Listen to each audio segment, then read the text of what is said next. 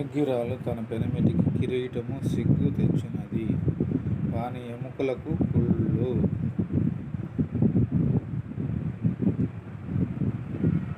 యోగ్యురాలు తన పెనిమిటికి కిరీటము సిగ్గు తెచ్చినది, వాని ఎముకలకు కుళ్ళు.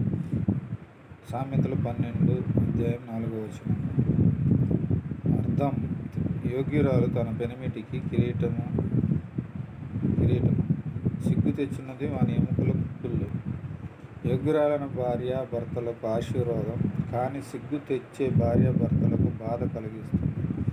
భార్యాభర్తల మధ్య సంబంధం గురించి చెప్తుంది.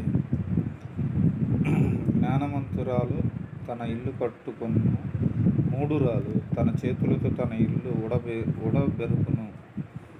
సామెతలు 14:1. జ్ఞానవంతురాలైన స్త్రీ తన కుటుంబాన్ని, ఇంటిని నడిపిస్తుంది, కానీ మూఢురాలు తన ఇంటిని, కుటుంబాన్ని విధ్వంసం చేస్తుంది. జ్ఞానం, వివేకం ముఖ్యమని చెబుతుంది. గయ్యాళితో పెద్ద ఇంట ఉండుట కంటే మిద్దె మీద ఒక మూలం నివసించుట మేలు. సామెతల గ్రంథం 21:9. గయ్యాళి కలహ ప్రియురాలైన స్త్రీతో ఉండటం కంటే ఒంటరిగా ఉండటం మేలు అని చెబుతుంది. కలహాలు, గొడవలు నివారించుకొనటం మంచిది. దేవుని వినికిడిలో ఈ వాక్యములు దీవించబడునుగాక. ఆమేన్.